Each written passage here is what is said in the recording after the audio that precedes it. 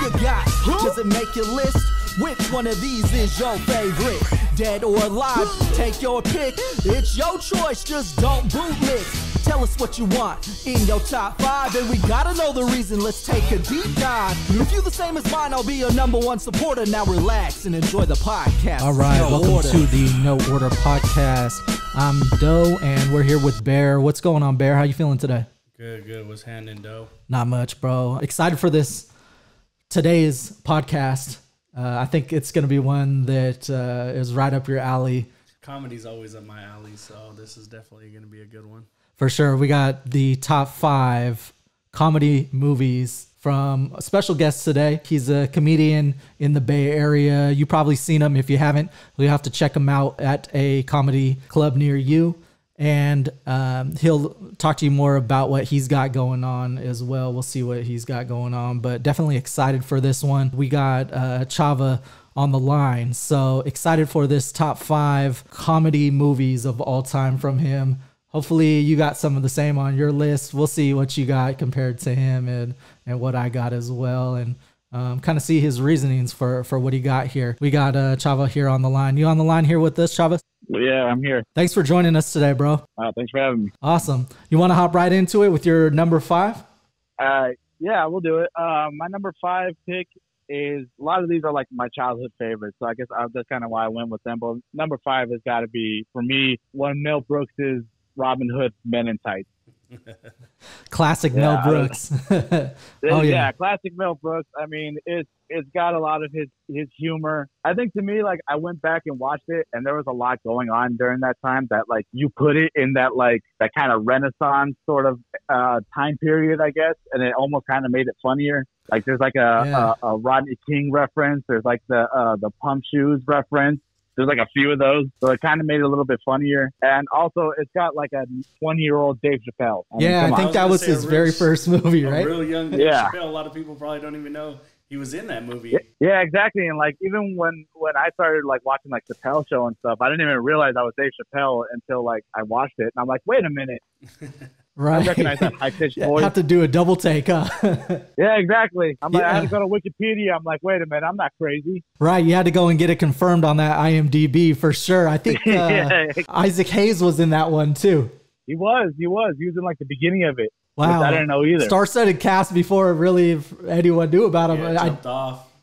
Yeah, most definitely. I think that was Dave Chappelle's first major movie role, at least as far as I know. Yeah, I think that was like a big break for him, his like first real like true big break. And the rest is history. Have you had a chance to see Chappelle live and in person? No, every time I have a chance, or even just hear about it, it's already sold out. Like, his shows sell out in minutes. He just did the Punchline in San Francisco, and I already knew, I'm like, I'm not gonna be able to get tickets to that.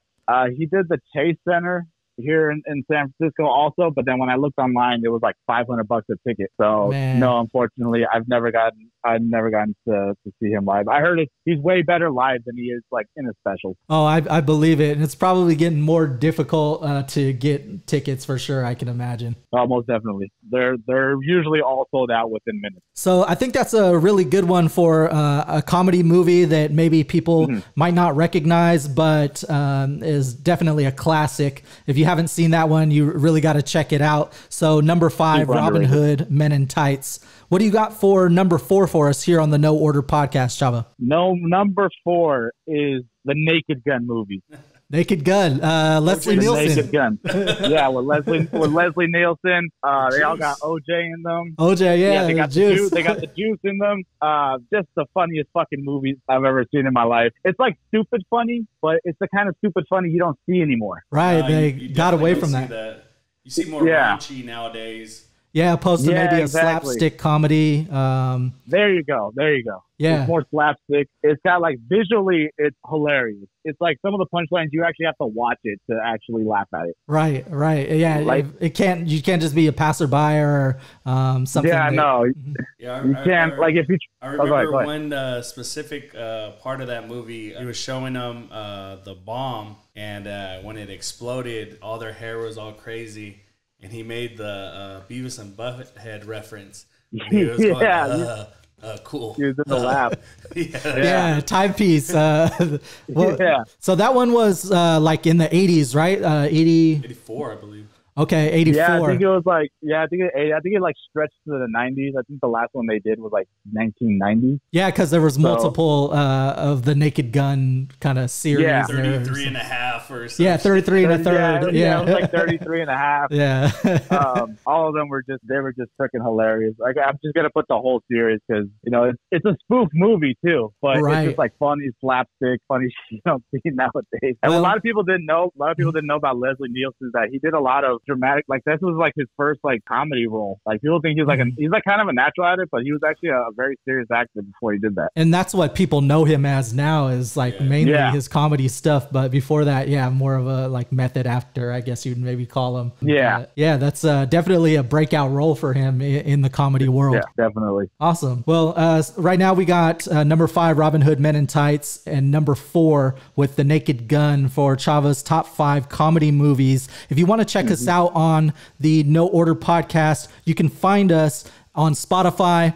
Please follow us and become a supporter on Patreon. You can also find us anywhere you stream podcasts. We do upload to YouTube and then, of course, Amazon Music and pretty much anywhere that you can stream podcasts these days. So definitely check us out. We want to move on to the number 3 top 5 dead or alive comedy movies with the No Order podcast with Bear and Doe for Chava's top 5 comedy movies. Number 3, what do you got for us here, Chava? Number 3, this one took me a while to kind of think up, but I had to go with The Mask with Jim Carrey. I don't even think comedy when I think of that. I think of Cameron Diaz when I think of The Mask.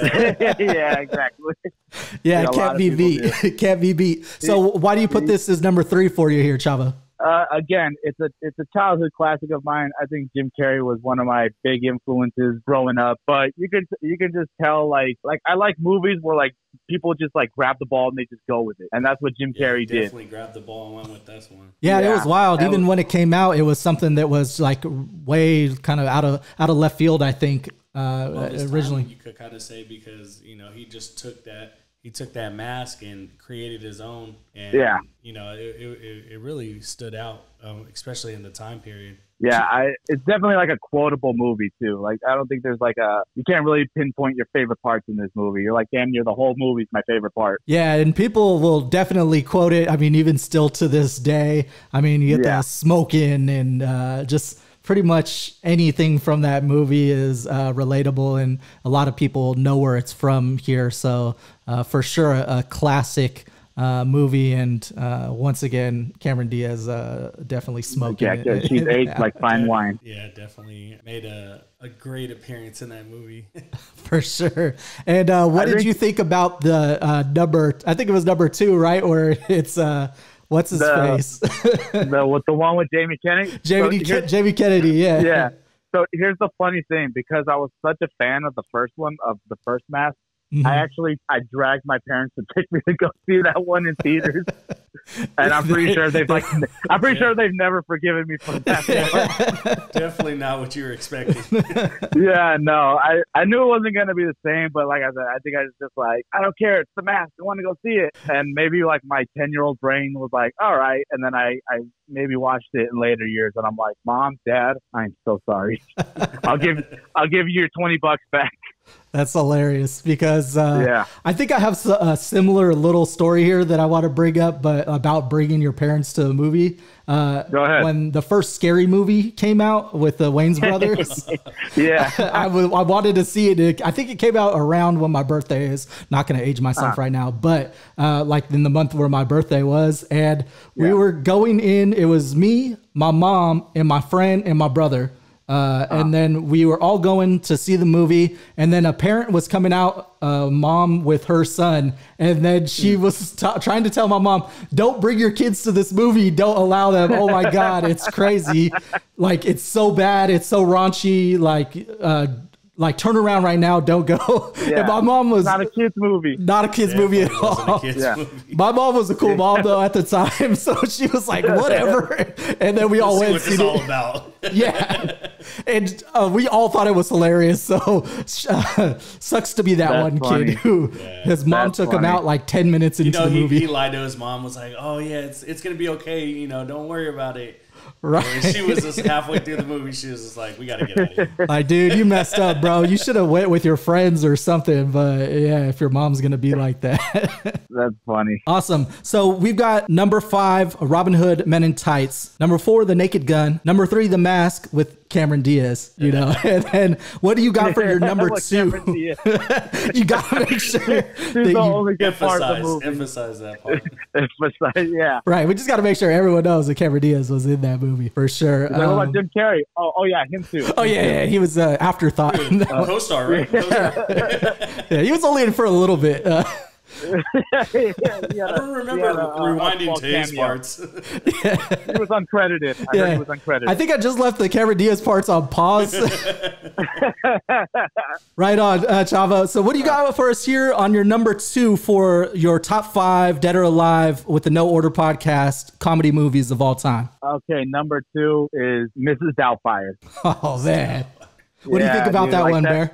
Robin Williams killed it in that one. Yeah, R.I.P. Yeah, he's one of the greats. He's such a goat in that movie. And like in that movie, it's kind of the same thing with Jim Carrey. He like took that ball and just ran with it. I think he would have ran with it regardless. But the fact that they put him in like this makeup and he like completely like just transformed himself and like you could really believe he was a 60-year-old woman. But that movie is just Robin Williams going 100 miles an hour that I can only dream of being fucking one day. Not only that, it's a good family movie. And also it takes place in San Francisco. And any movie that takes place in the Bay Area already automatically has a special place in my heart. Yeah, you get a few points for that one right off top. Definitely. Well, I feel like the Bay is like very underrated. Like we don't get talked about enough still, even though like a lot of like classics have been filmed here, like TVs and music and movies and stuff. So that's why every time there's like a movie that takes place in San Francisco, it's just going on my favorite list. Except for The Matrix 4, which just really sucked a few months back. The thing about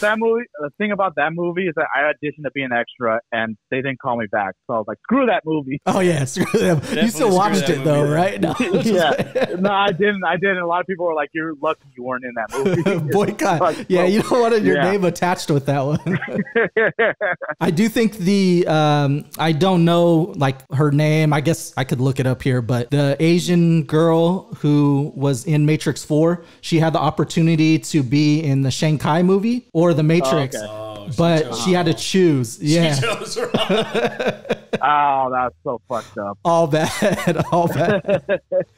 Well, you can't beat Robin Williams in Mrs. Doubtfire. Yeah.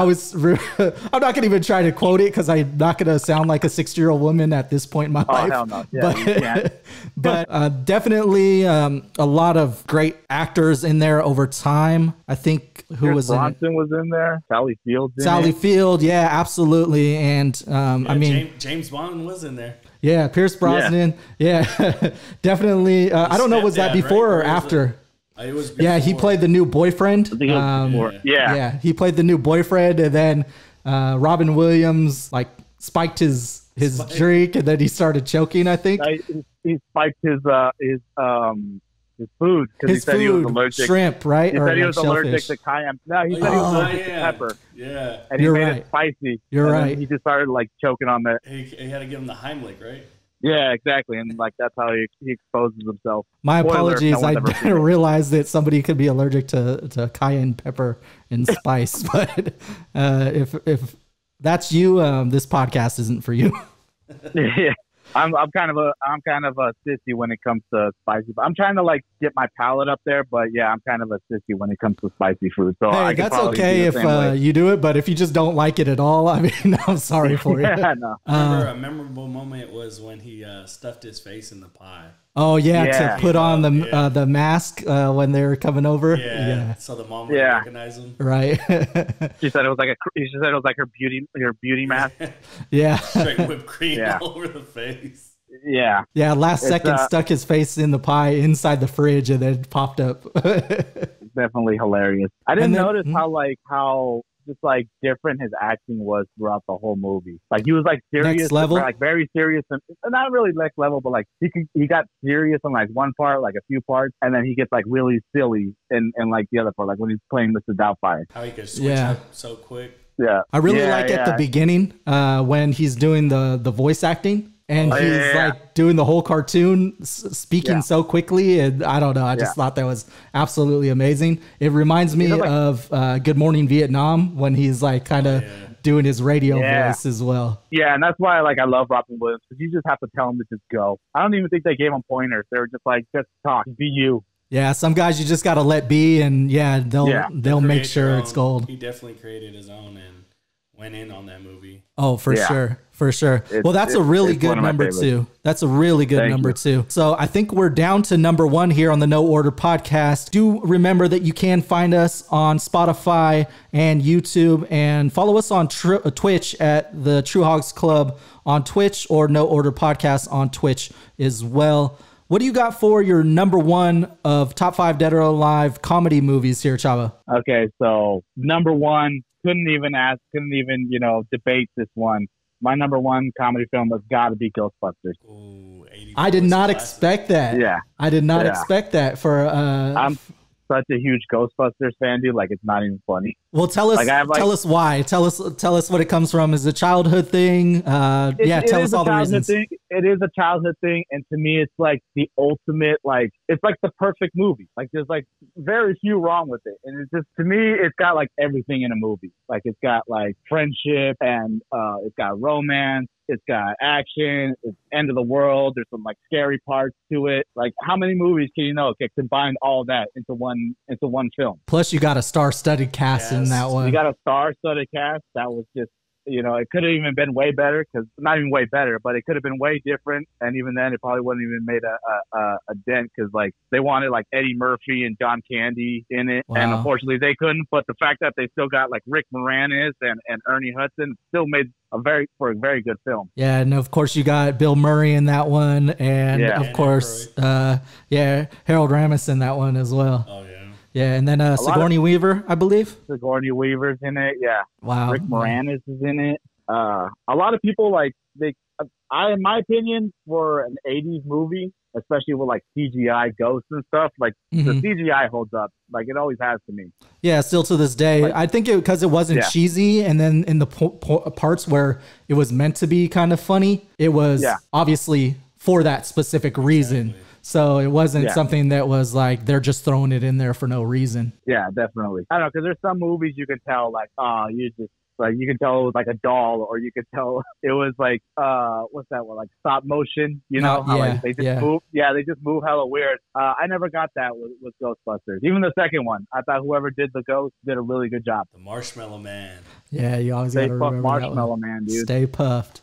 Yeah, for sure. Were you able to catch the new one that came out? The Ghostbusters? I did, and I That's the all-female Ghostbusters, right? No, there's one after that, Afterlife. There's there's actually one that's like pretty much the third, like the official third movie. Yeah. Okay. What'd you think of that one, Chava? I thought it was pretty good. I thought it was just a little too heavy on the like, hey, nostalgia Easter egg kind of thing. Yeah. And like they did because I love Ghostbusters, like they kind of set up future ones, and I'm like, I don't know if I want that. I like the mini the marshmallow guys in the Afterlife one. That little scene was pretty good, and I'm glad they brought that character back. Yeah, I was kind of it was cool, but I was kind of a little bummed that they brought back Gozer, and I was kind of like, I was hoping for a different villain, but I'm like, all right, it still did pretty good. I see. Well, I might be checking that one out. I don't know if I should. I think it might be like on Netflix or something soon. Okay, yeah, I'll definitely give that one a watch, because obviously I love the first two. Yeah, I did too. Like, I got like a few like Ghostbusters like memorabilia, and I have no interest in slowing down. Well, I think we'll have to check those out sometime then.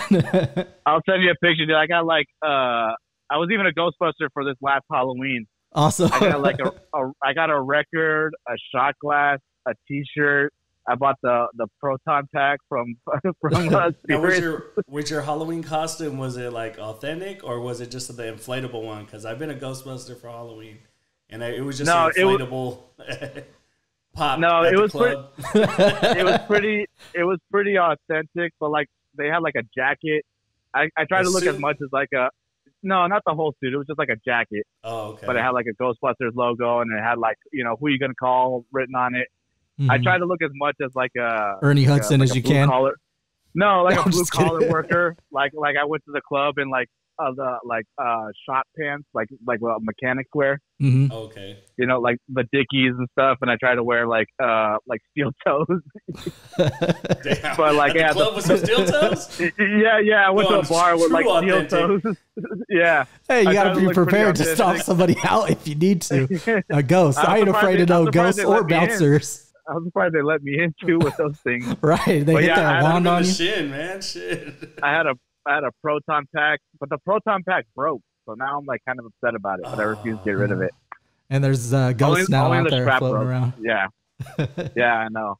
Awesome. So well, we definitely appreciate you coming on to the No Order podcast. Did you have any honorable mentions or anything like that maybe was just outside of your top? I did actually, and you mentioned Scary Movie. Scary Movie was about to be on this list, and I had to move it to the honorable mention. But the first two are obviously really good. Yeah. I think the third one, I'm going to be honest, a lot of people shit on it. I loved it. I thought it was hilarious. I thought it was pretty good too. The first three, yeah. I don't know if they had anything after that, but yeah, those three I thought were still good. They had the fourth one. I remember seeing the fourth one, and I think I liked it. I think like my immature brain loved it, but then I went back recently and saw it, and I'm just like, yeah, nah, get out of here. And the fifth one, I think I saw it, but I had low expectations for it. So your top five is basically about your childhood, though. How you started? Damn near, yeah. How you started with roasting people, because I would have expected a little bit maybe more of like an old school in your list. I don't know if you like an old school movie or the movie Old School. Movie Old School. You're my boy, Blue. I love that movie. Yeah, I do. I do love that movie too. Yeah, definitely a great one. So I think there's a lot out there. So I think, Bear, we have to have maybe some other people on. I do know that Chava and I both know some friends that are also comedians. So maybe we'll have to pit their lists up against each other here in the near future. I like how a lot of people are moving towards their childhood movies, what made them, Mm-hmm. Yeah, I mean, just depending on when you were born. It's like going back to your roots. Exactly. Absolutely. Yeah. Now, with your comedy, do you go back to more of these type of style of comedy, or do you do more raunchy, style of comedy? In like my actual stand-up? Yeah, in your stand-up act or whatnot. Well, I used to be like kind of wanted to be like really raunchy. So I guess I was like, yeah, I used to do that a lot. And I still do. But yeah, I try to go back to these because it's like, to me, it's like you don't find this stuff anymore. And to me, like it sticks out. So as long as I can stick out a little bit more than, the average, I think I can get my point across. Yeah. Yeah. A little bit of shock value goes a long ways nowadays, since kind of like we talked about before, Bear, the people they want it now. They need it. It needs to grab their attention and hold on. Yeah. They need to hold on to it. But I think a lot goes to, needs to be said about how the older movies, they were, I guess, for a lack of a better word, more classy as far as like something that has staying power. And that's kind of what you remember and hold on to in the future. Yeah. Mm-hmm. Awesome. Well, we really appreciate you coming on the show today here, Chava. Do you got anything coming up, or got anything that you want to plug here for us on the No Order podcast?